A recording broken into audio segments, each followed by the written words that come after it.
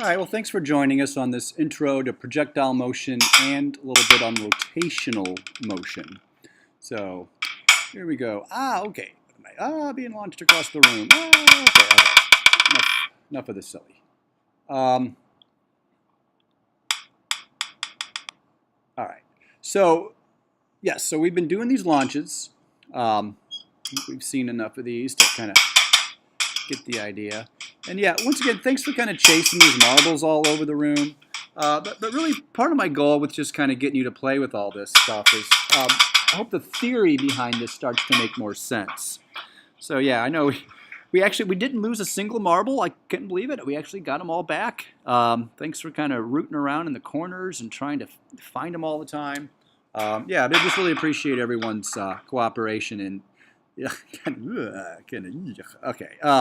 Yeah, but so anyway, thank you for getting all the way through all these activities. It means a lot to me. So the whole key, and I think the whole playing around in the class, the whole idea with that is to get you to really understand these statements. So our whole approach to understanding projectile motion is that we say the vertical components of its motion, its vertical velocity changes because of gravity.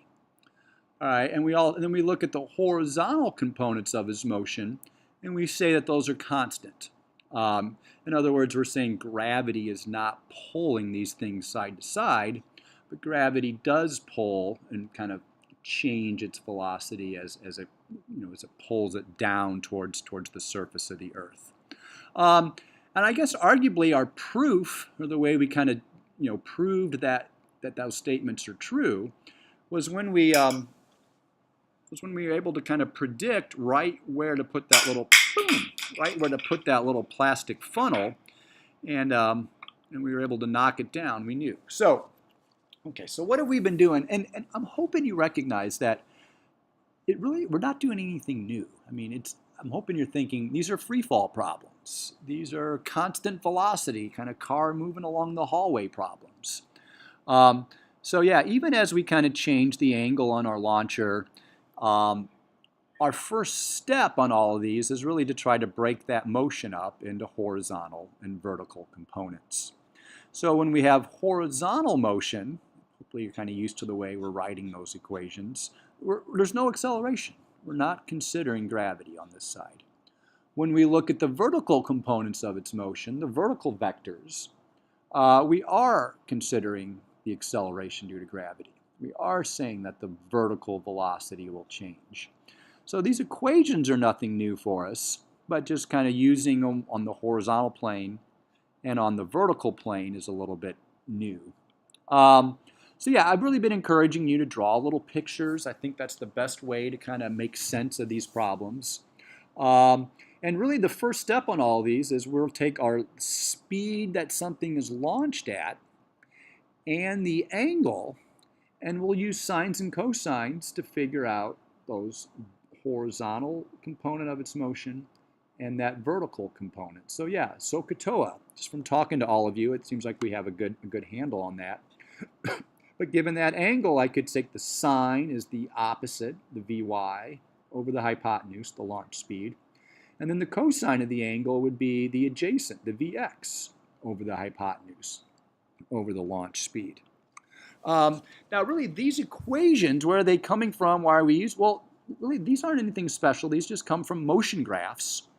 I'm hoping you can think of horizontal motion. This equation is really our setup for constant velocity problems.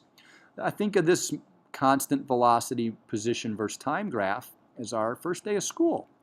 So yeah, when those little cars moved at a constant velocity, they changed position over time at a very steady rate. And remember, what's the slope of this? The slope of that is a positive constant velocity. What's the slope of this? Is 0. We're saying that there is no acceleration, especially due to gravity, on that horizontal side. On our vertical side, that is where we'd get a curve on our position time graph. A curve on a position time graph is indicative of a changing, or in this case, an increasing velocity. And then that would be associated with a value for the acceleration. Now here we've been, for launching or using this or doing free fall problems on Earth, our value for the acceleration would be 10 right there. And it's always going to be 10. What makes it change would be like moving off the surface of the Earth or moving to the moon or to Mars or something. Then we would have a different acceleration due to gravity. But these relationships and this foundation wouldn't change. It's just the numbers or the actual value you put under these graphs. So yeah, so our projectile problems, a typical one would be like, here's the speed it's launched at. Tell me where it goes. Tell me the horizontal distance, the dx, the range. So given an angle and given a launch speed, where's it going to go? Now this one, to be careful, I always like to just get that sense of scale. So this is much faster than our marble launchers. This would be outside. This is like 45, 50 miles per hour. So this is going to be something you'd have to launch outside. But our first step, SOHCAHTOA, so it's kind of break the motion up into a horizontal velocity. So cosine is the adjacent over hypotenuse. I can get the Vx. The sine is the opposite over the hypotenuse. So I can get that initial climbing speed, that Vy.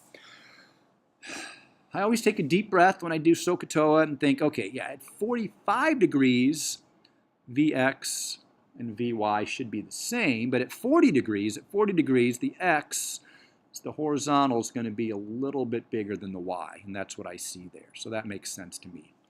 Step two is going to be figure out how much time this thing has in the air. The time it's dependent upon gravity. All right, if there was no gravity, it would just never come down. It's kind of a pointless problem. So define the time. Really, what we're just solving this like a free fall. All right. So I'm really saying, okay, define the time, and really we're basing this off our peak position. So and that's really something that becomes important as we keep moving on, is just understanding that when it gets to the top, it's still moving, obviously, but we just say it stops climbing. That vertical component of its motion is 0 at the peak. Why is that useful? Because when we look at our change in vertical velocity from the top to where it was launched from, if it starts at the top with an initial velocity of 0, it's going to get right back to the same speed that it was initially launched at. So that Vy you found using SOHCAHTOA, using the sine, that Vy is also your change in Vy from the peak. That makes it easy for us to solve for time. Now remember, on these, if you know the time from the top to the bottom, that's equal to the time it took to get up there. And that's the nice thing about these level surface launches, is there's a lot of symmetry. So that's total time is just the time doubled. And then once you know the time that this thing has to move, to figure out its horizontal distance, to figure out how far it goes, we're just going to multiply that total time by that speed it's scooting along at, by that horizontal velocity. So total time multiplied by that horizontal velocity does indeed give us that horizontal distance that it would move to. I may also ask you, okay, you launch something, how high up in the air is it going to go? Determine that altitude. Well, there I'm going to use my distance formula. I'm asking you to solve for dy. And technically, really what you're doing is we're really solving for how far it falls vertically, but the distance it falls vertically is equal to the distance it climbs. So to figure out that distance it climbs, just plug in the time it took, just half the time, or the time you got right here. So the time it would take to go from the peak to the surface. Use that time, not total time, not double. Use that time it takes to go from the peak to the surface, and then you can figure out how high up in the air these things would go. The multiple choice, complementary angles will land in the same spot, assuming their launch speed is the same. The time it spends in the air is just a function of how high it's going to go. And how high it goes, if you set your marble launcher straight up, that's the one that's going to spend the most time in the air. And then we kind of mentioned that 45 degrees is really that best combination of scooting speed, horizontal velocity, and climbing speed, time in the air, to get it to go the farthest. So 45 on a level surface launch will go farther than anything. I really like these next ones, and these are tricky, so you got to think about it. It's really saying that you're launching these things and they're all landing in the same spot. So if you can maybe imagine, I'm going to do a launch, and then if you were to change the angle, how could I get this other launch to land in the same spot when, in fact, I changed that angle? So to look at those, to get it to land at the same spot, so which one would I have to launch the fastest? Well, 45's naturally going to go the furthest. The 80-degree launch would naturally, if they were all like one click, this one would naturally go the shortest distance. So if I wanted to get it to land in the same spot as the 45-degree launch did, I would have to, maybe go 2 clicks, 3 clicks. I'd have to compress that spring a lot more to get it to launch out with a much faster initial velocity. So this is really asking which one would have to have the fastest launch speed to land in the same spot as all the others. Which two would have to be launched at the same speed to go the same distance? That would be our complementary angles. All right.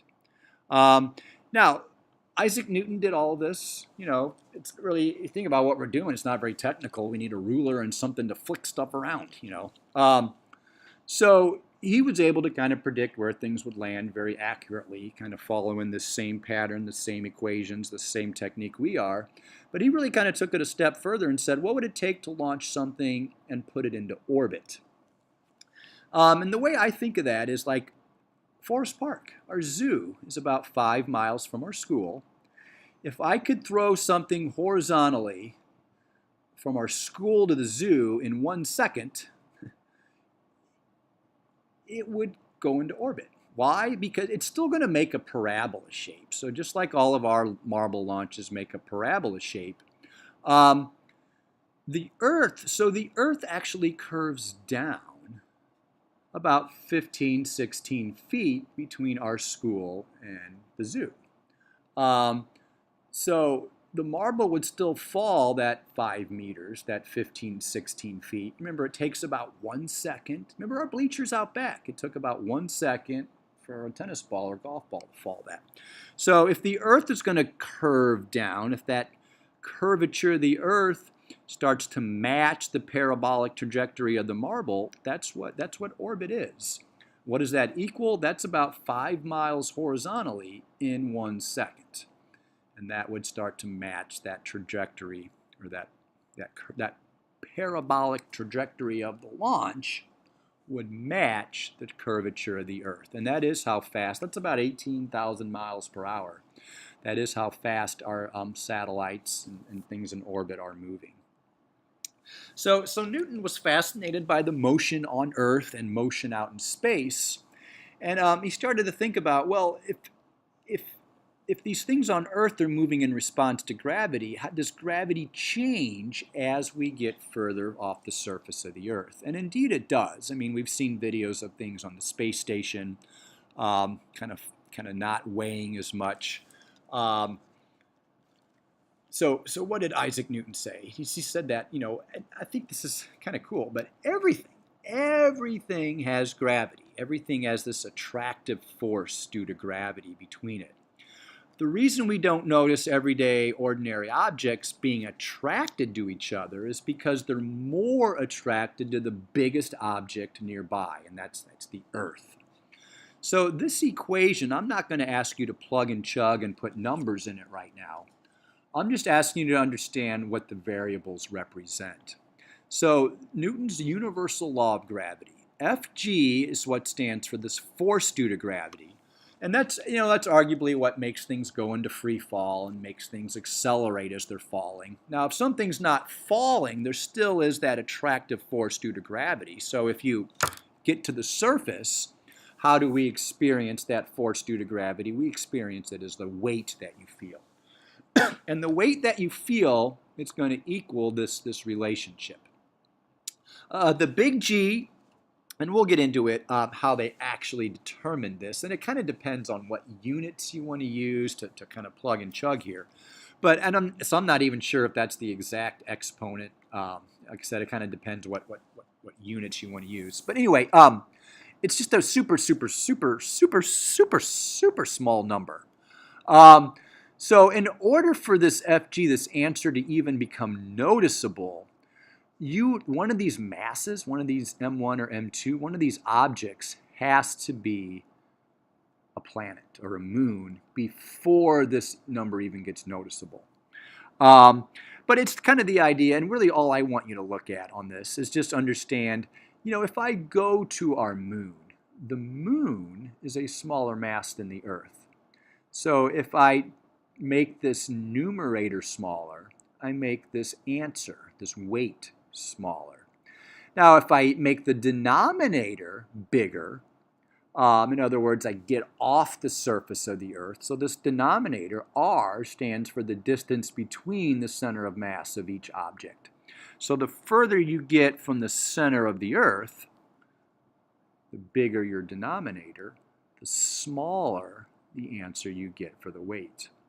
Now, if we, go to a bigger planet like Jupiter or Neptune or something, so I'm plugging in a bigger mass, I would experience more weight. So yeah, this is just simply kind of looking at, here on Earth, I don't even know, I'm just guessing. I'm guessing I'm about 180.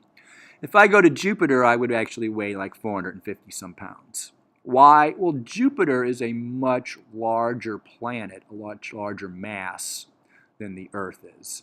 So yeah, so all this is, I just kind of took some of the planets in our solar system and just ranked them by the size of that object.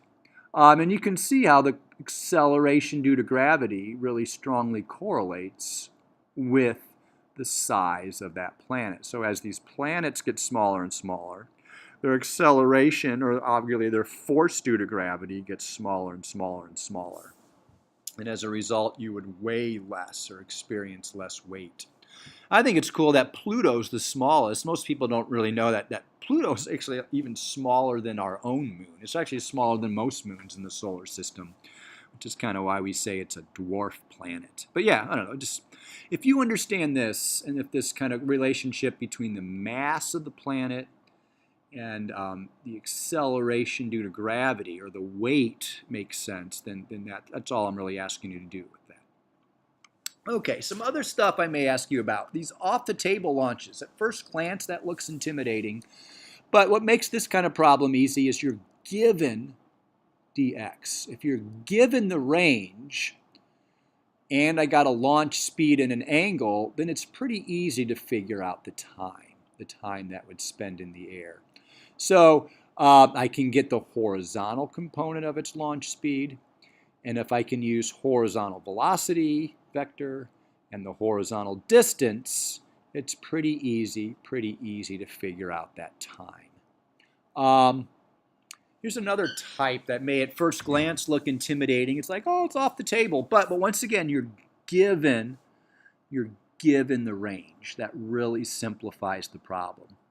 And kind of part of the way I think of these, it's almost like you're not launching it up to the peak, but we're just starting it up at the peak. So yeah, this is kind of like, really what this was kind of like the lab we did, where I asked you to shoot down the funnel.